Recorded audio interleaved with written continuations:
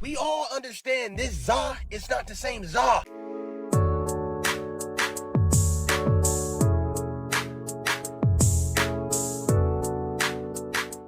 I call this shit chemical za.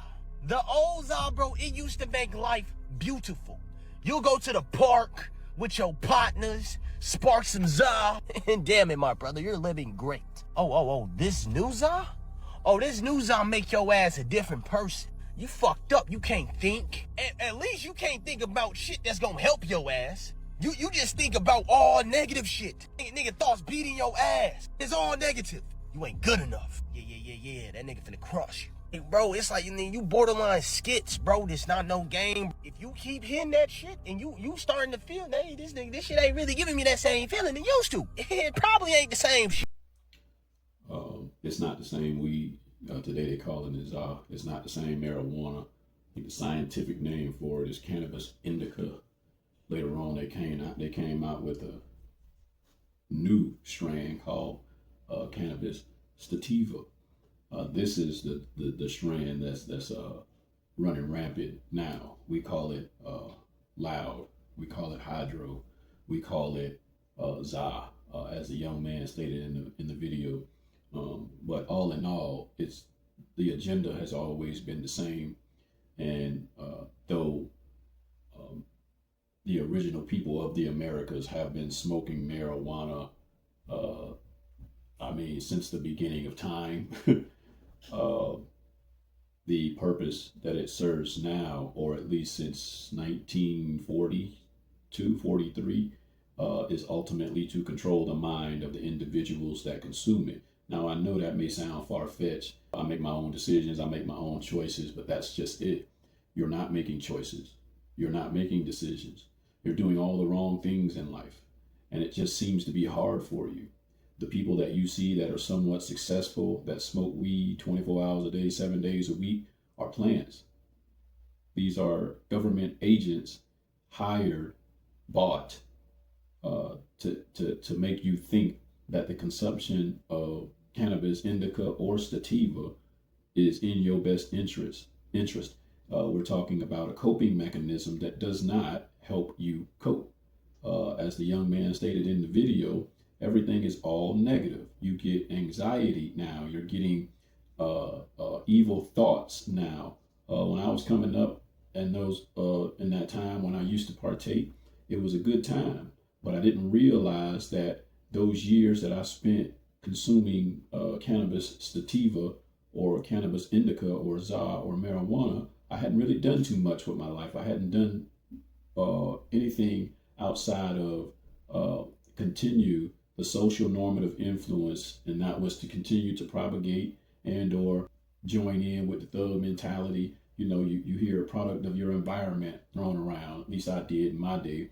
But I hadn't realized just what was going on. I hadn't realized just how loose my lips got when I started to smoke weed. I hadn't realized anything that was going on because it was designed to keep you in a specific state of mind.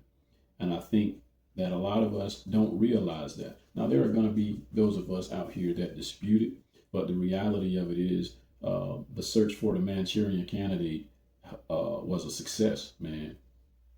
They literally figured out how to deliver marijuana to you in an effort to get you to become and or remain in a docile, submissive state of mind. If the entire continent of what's known as America is high, we cannot have a say on what's going on our land because we're not even aware of it. We're too high, right? And I did mention the search for the Manchurian Candidate. That was a real thing. It was not just a movie, right? That was a part of the MK Ultra, right? That was a part of the Manhattan Project, the Los Alamos Project. All it is was an effort made by the CIA and other various three-letter organizations to gain control over the one thing that prevented total world domination, and that was the human mind. Yes, there was an effort made by these three-letter organizations to control the mind. Mind control. And if you think about it, all of the guys, gals nowadays, because we got female rap and hip hop hip hop artists that are now on this trend that are telling you that you should be getting high. All of them have the same sort of mentality, and then you accept that, so you begin to think and or operate in the capacity that was delivered to you via music. This is how powerful music is, right? All of these guys are being paid to propagate a specific type of culture. It's so bad now that black people actually think that hip hop is black culture. This is how confused we have become. But this was all in accordance to a top secret plan that's not so secret anymore. The Information Act unlocked all of this, but we're too high to stop and read in an effort to understand, right? I'm going to take you to the search for the Manchurian Candidate. I'm going to read to you a portion of it just to give you a better understanding of what marijuana's purpose was in 1943 and is in 2025, in an effort to help you guys understand just exactly what is going on. Nothing has changed.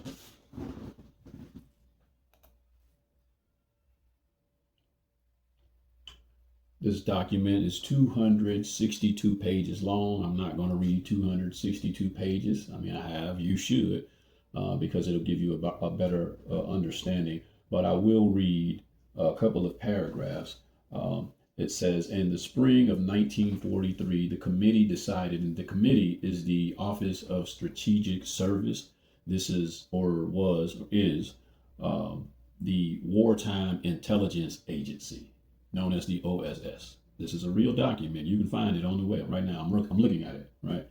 It says, in the spring of 1943, the committee, the OSS, decided that cannabis indica, or marijuana, showed the most promise as far as mind control goes, right? Showed the most promise, and it started a testing program in cooperation with the Manhattan Project, which is another project that they had or have going on. You should definitely be aware of. You should know what's going on, man, when you're putting this stuff in your body. Get back to it. In cooperation with the Manhattan Project, the top secret effort to build an atomic bomb. This is what the Manhattan Project was about. But let's see how this ties in with the Manchurian, or the search for the Manchurian Candidate, right? Cooperation with the Manhattan Project, the top secret effort to build an atomic bomb. It is not clear why the OSS turned to the bomb makers for help, except that as one former project official puts it, our secret was so great, I guess we were safer than anyone else as far as keeping the secret. Apparently, top secret project leaders who went to incredible lengths to preserve security saw no danger in trying out drugs on their personnel. The Manhattan Project supplied the first dozen test subjects who were asked to swallow a concentrated liquid form of marijuana that an American pharmaceutical company furnished in small glass vials. A project man who was present recalls it didn't work the way they wanted. Apparently, the human system would not take it all at once orally. The subjects would lean over and vomit. I don't know about you, but I've smoked so much till I've thrown up. What is more, they disclosed no secrets. One subject wound up in the hospital. Back to the drawing board went the OSS. I want to scroll on down and continue reading. They decided the best way to administer marijuana was inhalation of fumes.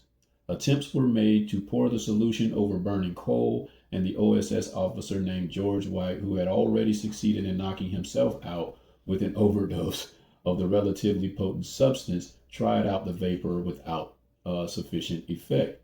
At St. Elizabeth's, finally, the OSS group discovered a delivery system, the cigarette. OSS documents reported that smoking a mix of tobacco and marijuana essence brought on a state of irresponsibility. And I'm going to stop there. Guys, the document is called The Search for the Manchurian Candidate. I strongly urge any marijuana, cannabis, za, loud, weed users to read this document. You must understand what you are doing to yourself, why rappers and other hip hop artists are paid insane salaries to project this mentality onto you. This is Mr. 720 himself signing off. Peace and love.